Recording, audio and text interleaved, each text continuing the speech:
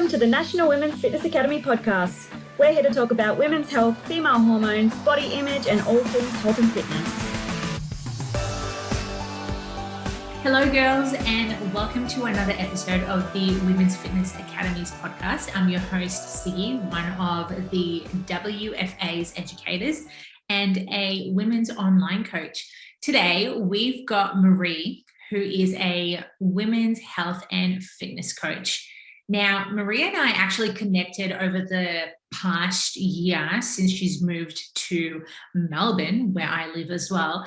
But for my knowing, I've left a really good impression from her when I used to do personal training in a gym back in Good Life, Paran. And I actually helped her once. I can't remember what it was exactly, but to be honest, I just can't even remember exactly the situation, but I'm so glad I was so nice to you, because usually when I'm personal training or I'm like in that teaching mode, I'm very like focused, or I just lack track of external environments. So before I start rambling on, Marie, can you please tell our listeners a summary of who you are and what pursued you to become a coach in the fitness industry? Sure thing. And after that, I'm going to share exactly how I came into contact with you. The universe kind of brought us together, I feel. So hi guys, thanks for listening. My name is Marie and I am a women's fitness and empowerment coach. And I help women break free from the diet culture of yo-yo dieting. And I give them the tools to train with confidence, to eat to nourish their bodies and with food freedom, and to develop a really resilient mindset. And the reason why I do this is because I've gone through my own journey of feeling really ashamed of my body, feeling really scared of eating foods that are not labeled clean. And I know how detrimental that was to my mental and physical well-being. And the moment that I grew from that, I felt so much power, and I was able to focus my energy on so many other things like my relationships, my career, my business. And it was a really empowering moment for me. So my goal with my clients or people who consume my content is to do exactly that, help them realize that there is so much more beyond spending time hating ourselves or spending time constantly thinking about food. And as women, if we could spend less time doing that, imagine the impact we can have on others in the world. So I feel like it's my duty to help as many women as I can realize that. Now, the moment I met Sig, years ago, I moved to Melbourne before moving back to Adelaide and then moving back to Melbourne again. I signed up to Good Life in Pran, and I was doing rack pulls, which my coach programmed for me. And Sig noticed that one of the hooks was actually lower than the other. And Sig, you were like, honey, that's actually lower than the other. Let me help you. And I lifted the bar and you helped me.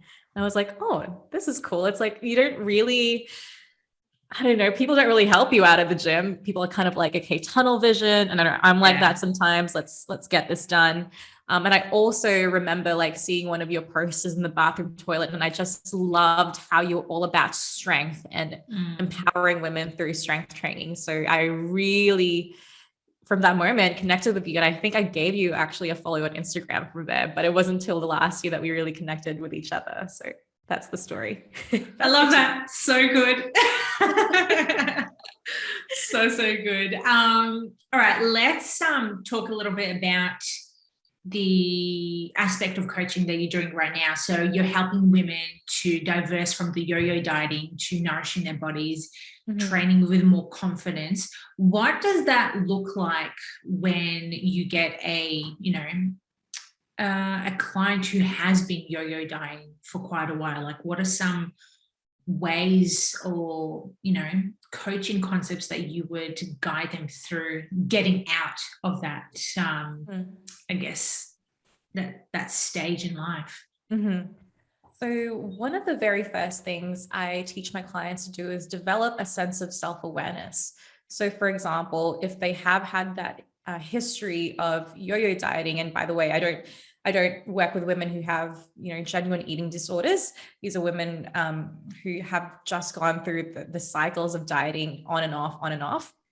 I get them to become self-aware with what thoughts come up and what feelings come up when they eat food or when they see a certain food. So this can look like keeping a food diary. This can look like sending me a message whenever or before they eat or after they eat, and they develop a sense of awareness of how they feel during that moment, what triggered it, what thoughts are coming up. And I think self-awareness is the first step to true change. The next thing they do is accept. So let's say they overeat on something, accept that it's happened. You can't change what's already happened. You can beat yourself up about it as much as you want, but that's not going to do you any good. So accept, sit with the discomfort, and then move on. And then the other thing is getting them to eat enough food. So what I find is that when the yo-yo dieting cycle happens is when you have that restriction mentality in your head. The words like should, can't, clean, bad pop up, and you put all these labels and it restricts you in a box. And the moment that happens, there's also a part of you that says, go and eat it. It's like the devil on your shoulder that goes, you should eat it, go. And so you have this like mental tennis in your head going, should I not? Oh, I shouldn't, I should. And that's really mentally draining. And what ends up happening, you usually just give in anyway. So I tell my clients, it's like, if you want to eat the cookie, just try eating the cookie and enjoying being present while eating it. So first is self-awareness, next is acceptance, and then being present with the food. And then filling their diet with really nourishing foods as well, because sometimes women think that dieting is like just eating as little as possible, whereas it's like, let's put more of the, micronutrient dense foods in your diet and see how good you actually feel. And more often than not, people, my clients tell me like, wow, I'm actually feeling really full. I don't have the feeling of wanting to overeat. I still had my cookie and I feel good. I didn't have the whole box. So those are the steps I take with my clients. Everything is individualized depending on their history though, but generally that's the process I take them through. I love that. There's so much value from being self-aware of the actions that we make, and especially as well, I'm speaking as a woman, but I know certain men go through these phases as well, but we tend to eat because there's something that's lacking in our life, or we're trying something to avoid. And especially for women who come from that yo-yo dieting mentality, we're constantly eating foods just to make us feel good because, we're avoiding something or something's upset us and we're not aware enough of how to express it. So we self-soothe with food. And I think that's such a brilliant way of looking at like being self-aware, the acceptance, and being present with food. God, I remember for many years when I was a teenager, I was not present at all with my food. I used to just eat for the sake of eating without even realizing what I was actually consuming. And then you're actually aware of like, wow, these foods are not actually serving me. And coming back to the dieting, the dieting mention that you said is that we're constantly, when we diet, we pick certain foods that are actually not nourishing enough for us. So we tend to overeat even more. Let's talk more about that, because I know you've been there. I've been there as well in terms of like, the restriction dieting phase. How would you, let's put it back on you instead of talking about clients. Like, how did you steer away from that dieting restrictive mode? Looking back on it, I went through a strict bodybuilding comp prep. My very first bodybuilding competition, I was told I couldn't have certain foods. And what foods were they? Everything that was processed. I only had literally like basmati rice, fish, chicken, turkey mince, vegetables. Boiled chicken or poached? Oh, just any just chicken breast basically. And usually like grilled or poached. Eggs, oats. I think oats is probably the most processed food that I ate, if you even call it that. It does go through a process of production. But at that time as well, Sig, I started working for a chocolate company. It was my graduate program. I remember. Yes, I remember this. Oh my God, this is such a good story. And like, in my head, I was like, there's that novelty of working for a chocolate company, but I can't have those foods. And I can only have these foods to attain that level of leanness. And to be honest, there was also a certain sense of pride that I felt. It was like, I'm doing this hard stuff that no one else is doing. Like I can't eat those foods and I'm eating super clean and, watch me work kind of vibe. And I didn't realize that the conditioning that I had in my head post-comp was so detrimental, because then now I can start eating these foods, but I felt extreme guilt. I also, my hormones were so off, and my hunger hormones were so out of whack that I developed binge eating tendencies. So I would kind of try and eat clean, but knowing my comps were finished, I would have chocolate. And then I just didn't feel full at all. I had no sense of satiety. So I kept eating and eating and eating to a point where, like, I know a lot of people who have had eating episodes like this before, you kind of just black out. It's kind of like you're watching yourself eat these foods, but you can't physically stop until you are so sick and so bloated from eating so much that your body's like, okay, I actually can't handle anymore. And I had multiple episodes like that. I gained 10 kilos within, I think, 2 or 3 months, which is quite a lot for a 5'2" person. Yeah. So that was the start of the restrictive kind of like, and binge eating cycles. And it was terrible. And I felt so much shame, because it was like, how can you go from someone who's super lean in this bodybuilding comp to someone who just absolutely blew out? I felt so sad. I felt so depressed and anxious to see people, because it's like they'd see my photos on social media, then they'd see me in person, and it's like, whoa, what happened to her?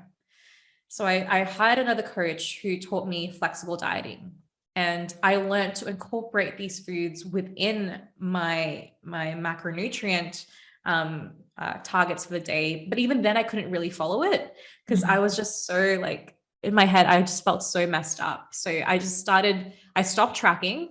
I started eating regular meals every day, and then having some of the foods that I, really, really wanted, like chocolate.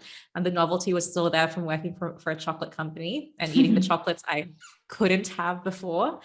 And I started accepting it. And then I put my focus less on food and more on training. So I found strength training as well. So focusing on my squat, bench, deads. I hit PBs that year, and I just felt so damn good. So I focused on training, less focus on food. And I also focused on being present with people instead of, when eating out, instead of just going, oh my gosh, how many calories are in this pasta? So that was the start of my journey. And over the last few years, what I really learned is, because people who ask me as well, it's like, how can you put your clients on fat loss phases when you advocate for food freedom? And one thing I realized, it's how you frame that, how you see it. If you see fat loss or dieting for a body recomposition as something restrictive and something that you can't eat certain foods, shouldn't, versus choice, which is I choose to have these foods, or I choose not to have these foods at the moment because they don't align with my goals. That for me was the biggest thing. It's the biggest thing I teach clients as well. It's like having that inner locus of control, knowing that you have control, ultimately you have control ultimately on how you see food and what you eat as well. I think that's so important for our listeners to understand the different cases of binge eating as well, because pardon me, it comes in phases. Like, again, what you've experienced is completely different to how I experienced it. It will be different to the other person who's experienced it. But I think a really important note that you mentioned is how at one stage you were eating and you were not present. You were like eating, right. You were like feeling like this cooking monster, like just gouging everything. But like, okay, we're going to go woo now, but like your spirit is literally outside of your body, just looking over you going, what are you doing? And you're like, I don't care, I'm just going to eat. So I think it's a really important understanding for people. Again, you need to build awareness around this. And again, building awareness around this is not necessarily an easy thing. Like, I would love to sell it to you and be like, yes, you can do it. Anyone can do it. You can, but you need to be taught. You need to be taught this by someone who's actually done this. So, like yourself, like other coaches, like, myself. So having someone who's done it, who has been there and can guide you through this transition that you're wanting to get out of. Agreed. I 100% agree with that. And I think what people want as well is that instant gratification. So for example, if you have gained weight because of these overeating episodes, the solution isn't necessarily fat loss straight away and counting calories straight away. And you're not going to get that 180 with your mindset with how you see food in 8 weeks. It's a journey. I mean, so like, we're not perfect. Even to this day, we're still learning. And I've been, in this industry for not necessarily professionally, but working on my health and fitness for 6 or 7 years now. It's taken me this long to be in a really good place. So if you're listening out there and you're like, oh my gosh, I want to get to that point, it's going to take patience, honey. Like, it's going to take time and conscious effort to develop that sense of self-awareness, and then have the healthier thoughts, feelings, and actions tied into it as well. Yeah, so important. I think patience, I do believe that patience is key to it, especially in our industry where, as you mentioned, we're just wanting that gratification straight away. It's just like, when you have challenges like coming at you everywhere going, you can have your bikini body within 8 weeks. It's just like, that is not realistic for someone who suffers from binge eating, for example, or someone who has more weight to lose, or someone who, again, is not self-aware of their body or their health behaviors. So it's really interesting to unpack all of this and, educate our listeners that you do need to go into this for the long-term success. It's not a short fix. No. And, and these 8-week fat loss challenges are not the solution to your binge eating tendencies or to your relationship with food, not at all, because it's a very physical thing. And if you do have the goal of, okay, short-term fix, it's like, what then? What then after the challenge? But if you see it as a long-term lifestyle, then you're more likely to develop healthy habits and a really healthy relationship with food, your body, and your journey. So 100% agree with you there, Sig. Yeah, I love that. You know what? Like, challenges do serve a purpose. Yes, as you said, if the person is in it for the long run and they realize that, hey, these 8 weeks, they served me really well, but now I want to hire a coach or do X, Y, and Z to continue that path. And I think that's very important to point out to our listeners. Exactly. I always tell clients, because clients, I would say half my clients have done like all the challenges in the world, but never have been able to like sustain it from the challenge. And I tell them, it served a purpose in your life because it allowed you to move your body, but perhaps not get the exact result that you want. But you had a taste of moving your body and training at a gym. So yes, they serve a purpose, but I feel like if you really wanted to work on everything at a deeper level, then you need to go deeper than challenges. Totally. And that deeper level comes down to being, well, I don't want to say patient because I keep repeating it, but being more understanding of what you value, like, are you wanting to get out of your binge eating episodes? Yes, cool. Well, what are you going to do about it? Do you need to hire a coach? Do you need to see a dietitian? Whatever it is, like, you have to explore, because the answers are out there. You just have to put yourself out there to do it as well, instead of sitting at your home every weekend and just eating yourself to like feeling so sick, and you're like, I'm not worthy, I'm not good enough, what's wrong with me, kind of thing, which is such a victim mindset. Like, I can speak from my experience because I've been there. I laugh at it now because, not a few years ago, maybe like 5-6 years ago, I would literally just like cry myself. I don't think I've actually spoken about this, but I would actually cry myself to sleep because I had such a bad relationship with food that I just didn't know how to get out of it. Wow. I was like you, that Monday to Friday, clean eating, no bad foods, just like poached chicken. Oh my God. I feel sick just thinking about that. But then the weekend comes and you're like,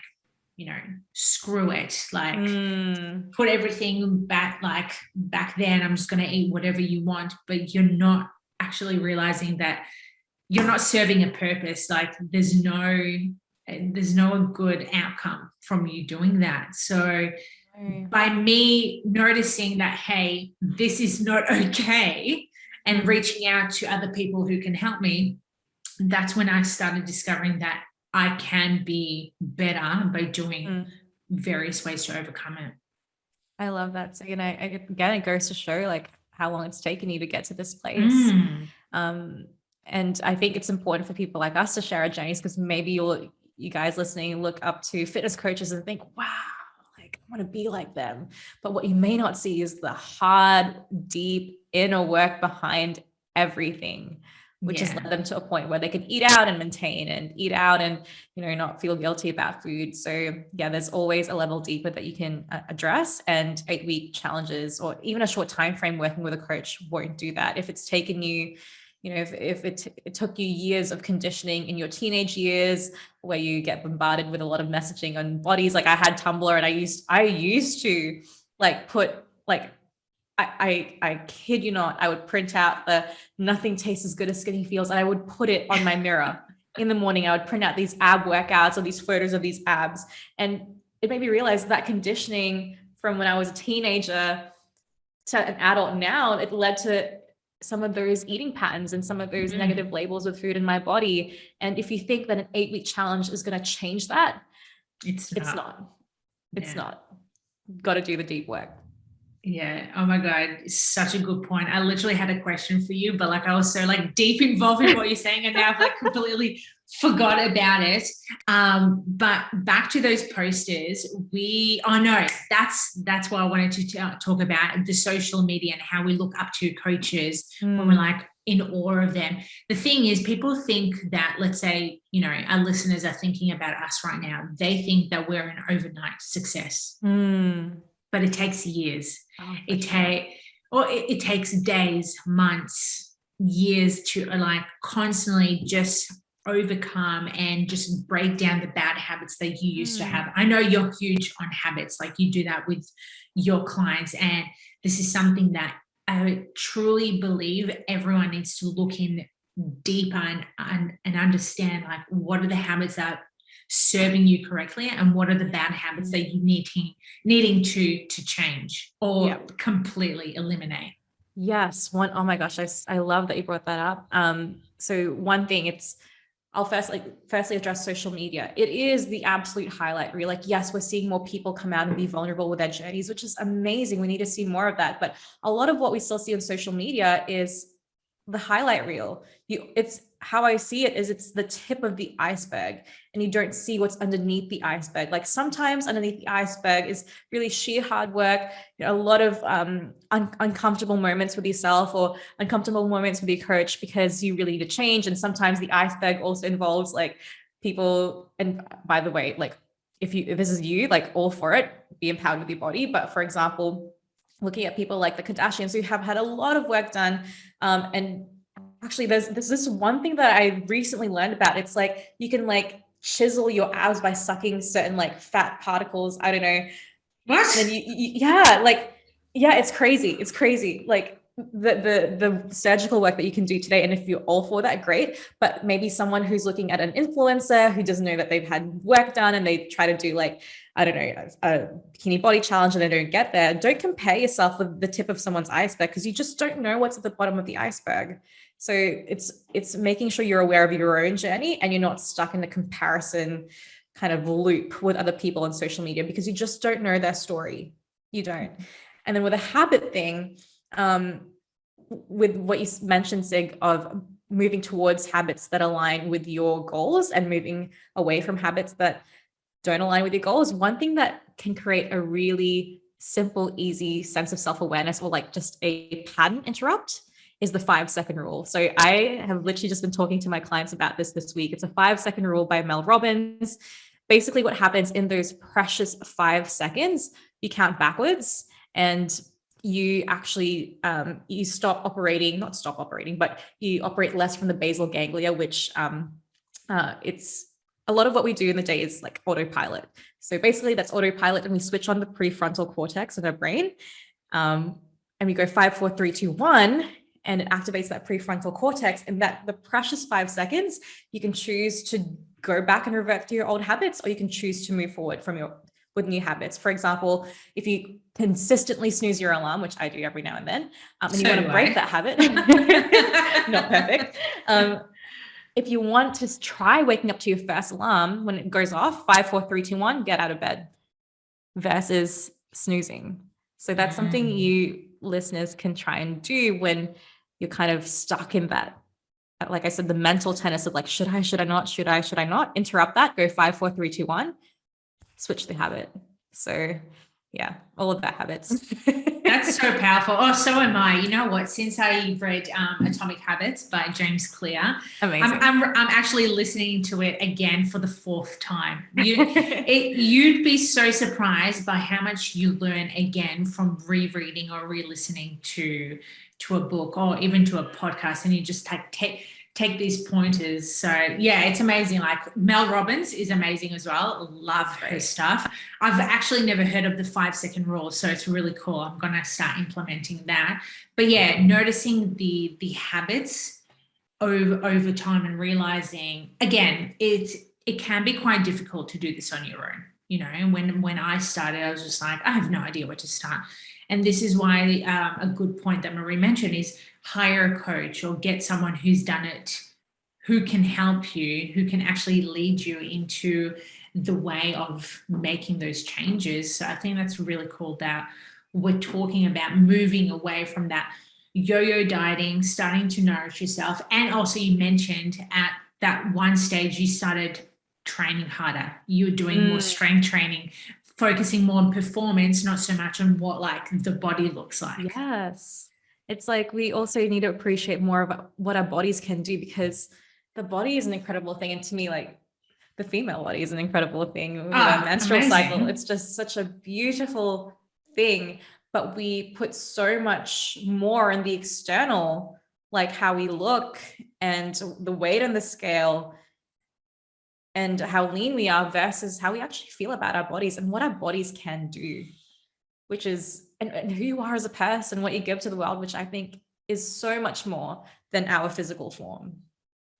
Yeah, I think that's so important. And again, the whole external form of how we perceive ourselves, that can come from, you know, years of social media, of television, of, you know, playing the comparison game. Again, you know, we're such interesting creatures as humans. I tell you what, it's very like interesting. The more I dive more into psychology, I'm like, wow, like the process that goes through our head sometimes, it's just like, you know, you're doing so well in the gym, you're training hard, you're noticing you're getting stronger, you're getting muscular. I don't like the word bulky because it's a really yuck word. And again, bulky looks completely different to everyone. Like, so I think muscular or like curvaceous.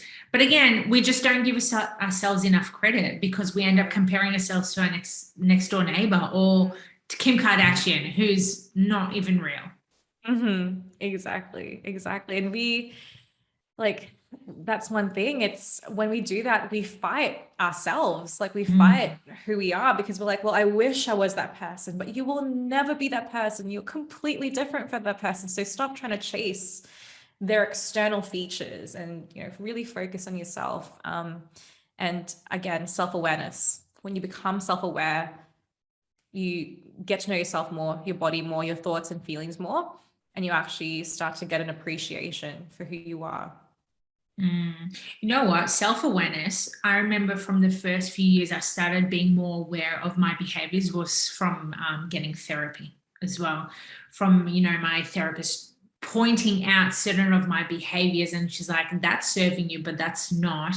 And I started journaling about it. I don't know if you're a big fan of journaling, but huge. Yeah, so journaling, I find it's a really good step for anyone who's not able to see what's actually happening in the external world or even their internal world and just write it down and then read over it and be like, wow, what is going on in my head? And that way you can also diverse and understand yourself better as a person and really realize what changes you actually need to make. 100%. I think with our thoughts, we can ruminate as much as possible in our head and go in circles. But when you journal, it organizes your thoughts and you're able to see it from like an outsider's perspective almost and go, whoa, that's how I think. And the more you journal, the more you can see patterns. And 100% therapy, great. So like a therapist is like a person who challenges like your current way of thinking. Like that's how I see it. Because you'll say how you would deal with a situation, how you feel, and they go, but why? Or do you realize this? Can you explain this more to me? And you're like, but I don't know the answers to that. But it forces you to kind of just go deeper within and understand yourself better. And it's uncomfortable. I've done so therapy. Uncomfortable. Yeah. And sometimes I'm just like, I actually really don't like you for asking me that question. Like in my head, I'm like, oh, stop asking me questions. But at the same time, like I know they need to ask those questions. Totally. And we need to sit with that discomfort because those uncomfortable feelings will only help us grow even more and develop a better understanding of how we think. We all have to have those hard conversations. I truly, truly believe, because otherwise, if you're distracting yourself, whether it's with food, whether it's self-soothing, some in other ways, you know, I'm not going to refer to like drugs and alcohol because we're more like the fitness, but I think food is more related right now to all of us when we're trying to self-soothe the emotions that we do push down. Yes. And then your coach, or, you know, if you are in therapy, they try and, you know, pull it back up to you actually expressing what's happening. And once you dive deeper into all the bad habits, all those behaviors that you're wanting to let go, things become so much clearer and you start to better understand yourself as a person as well. Oh, yes. Things do become clearer. It's like you have just that deeper level of understanding. And when you mentioned those uncomfortable situations, and what I find is that people either escape it or numb it. So let's say numbing it through food, or escaping it by like trying to escape your reality and watching like, you know, 2 seasons of The Office on Netflix, which I totally did like after my breakup. Love The Office. I love The Office, but I was escaping those feelings instead of addressing them. So instead of escaping or numbing, sit with that discomfort. It feels disgusting. It really does. Sig, you would have felt it through your own journey, through therapy, through journaling. It's not nice, but it addresses it versus compartmentalizing it and pushing it away and sweeping it under the rug, because eventually that rug is not going to be able to cover up a lot. Exactly. And you know what? The longer you start distracting yourself, the longer it's going to take you to heal from what's actually, you know, bothering you internally. Like it always comes back eventually, whether it's within like a month, whether it's in a year, whether it's in like 20 years when you're a bloody adult, you know, it haunts you back, and you don't want it to just stick there, and then eventually you're like, oh, I'm all fine, and then one day it just hits you and you're like, oh my God. Yeah, it'll manifest in some form or another, and probably when you least expect it, you're like, holy crap, where did that come from? It's like, well, it's from you not addressing your feelings, and now they've like become exacerbated, and you know, it's really just popped the lid off. So true. I had no idea this conversation was going to go so deep, to be honest. I feel like our conversations go really deep no matter where we start. Seriously, yeah. Whenever we chat, we just chat about everything. So I love it. But what was I wanting to ask you? Oh, yeah. You see, I get so distracted. I'm like in this like massive rant about everything. But we were talking about performance-based, you know, like letting go so much of our identity of just seeing us as a physical body, but more as like an internal person who is wanting to make a change, but focusing on other attributes that are going to serve you. So for us, for example, it's strength training. Maybe it's for our listeners. Maybe for some, it's running. Maybe it's gymnastics. Maybe, I don't know, it's painting. Like it could be literally like anything. And I think that's a really good focus for people to understand that it should not just be about you losing weight. It should not just be about you being a certain way that the media is trying to perceive you to look like. And I think that's really important. And I know you're very big on this, like you're very big on performance. Yes. And when we talk about things like losing weight or being a certain level of lean, it's very surface level. And what I like to ask people, whether it's my clients or someone I'm talking to in my Instagram DMs, is why? Why do you want to lose weight? I usually ask them 5 whys, and they probably get annoyed at me, but it's how we kind of uncover what's truly beneath the surface. So why do you want to lose weight? Because I want to fit in my clothes. Why do you want to fit in your clothes? Because this. But why? Because this. And then eventually you uncover, like one of the clients I had, she was like, well, I actually spend so much time in the morning trying to pick out what to wear. And then when I go to present at work, I become really self-conscious of how people are looking at my body versus me like actually being able to present in front of my managers. So to her, it was stopping her from fulfilling what she can truly do in her career and from showing up as a really powerful friggin' woman because she was so uncomfortable with her body. So weight loss or fat loss is the very surface. So I encourage you to understand. So that's kind of like, it's not really a performance, but it's like a different outcome beyond the physical. And for you listeners out there, like, what is it? Let's say you do want to lose weight and want to change your body, but why? And you'll uncover something. And for the mums I work with, they genuinely want to be good role models for their kids. And they don't want their kids to have those negative thinking patterns about food. And they want to be able to enjoy meals with their kids or not comment on their bodies in front of their kids. So it's a level deeper than just the physical. It could be performance based. It could be your family or your values or your career in life. It means something more to you. Totally. There's always a reason to why someone wanting to look a certain way. Definitely. And I love that you mentioned that you asked them the 5 whys, because it just gets them to think a little bit more. It's that hard conversation again. It's just like, cool, you want to lose 5 kilos, but what's that going to give you? Oh, I'm going to feel much better. Cool. But like, why is it going to make you feel better? Oh, I'm going to feel more confident. I'm going to be able to have sex with the lights on with my partner and, not have any issues there. It's just like, awesome. Why is that important to you? It's just like, oh, I want to work on, building that relationship with my partner and feel comfortable. And like, it just unpacks all of these things and you're like, wow, this is sick. Like, and at the end of the day, like, I know you're very similar to me. And when you unpack all these things, you're like, I freaking love my job. Like, love how I'm able to just make clients understand that fat loss is not everything. It's just like this little teeny percentage of like that big picture that you're wanting. 100%. And like, it goes like what you mentioned, that you help them become self-aware because you ask them the 5 whys and they're like, holy moly, I didn't realize this. So at one point that becomes a really strong motivator. Like that becomes your why. When you wake up and you don't want to do your training, you go back to that why. It's that level, like the 5 levels of whys. It's like, because I want to be a really good role model for my kids. That's a powerful why versus because I want to lose weight. And once you've lost the weight, then so what? What then? It's like almost like an end date to it. Whereas this, it's like a lifelong thing. And yeah, it's really powerful when you even realize what you can do. For example, in a fitness journey, it's not just the training and nutrition program. It's like your ability to stick to it, which builds resilience and confidence and self-respect. I even had a client say, like, because she's done something she's never done before.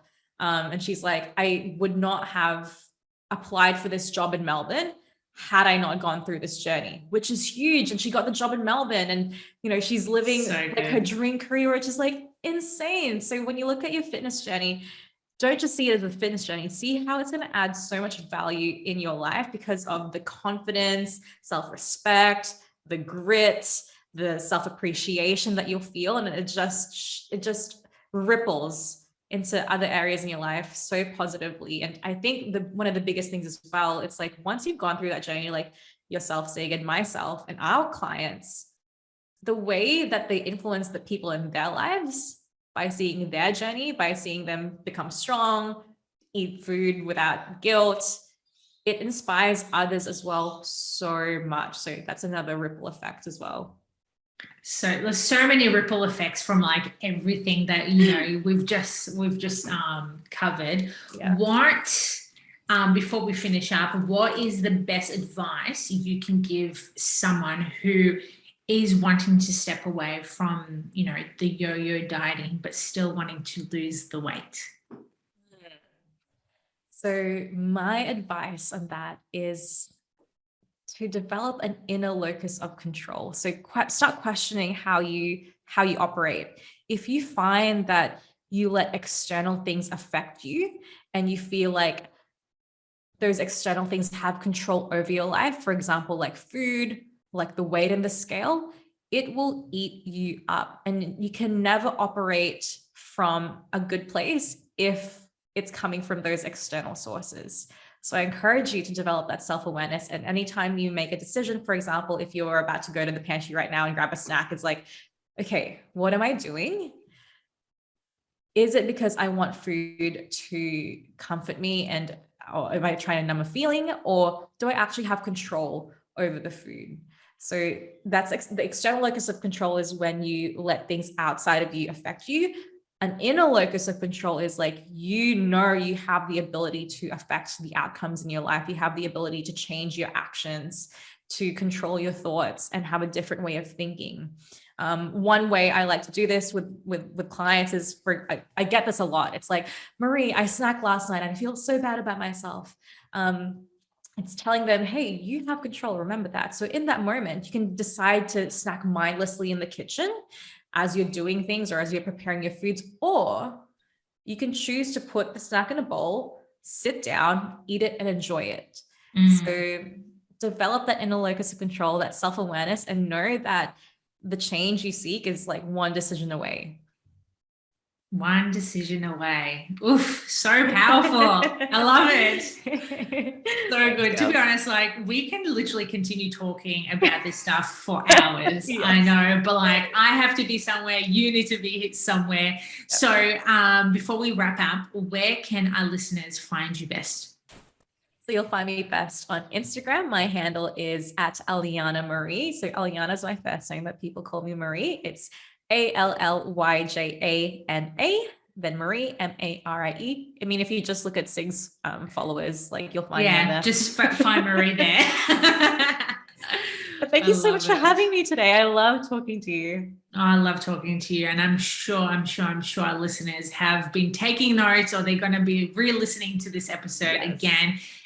To develop that self-awareness, that self-acceptance, and being more present with themselves. And I think that is such a powerful way to start making better decisions in terms of not just nutrition, but for changing their lifestyles. Yes, 100%. And before we go, Sig, if you have taken notes, or maybe you haven't, one thing that Sig and I would love for you guys to do is to take one thing, just even one thing out of this podcast and apply it to your life, because it's one thing to consume and not do anything about it. It's another thing to actually take something and really improve upon your life. That's the one choice, right? And if you do have any questions, like reach out to Sig and I on Instagram. Like we'd be more than happy to chat with you. I mean, as you can see from the podcast, we love talking. Yeah. Love a good chat. Yes. Love.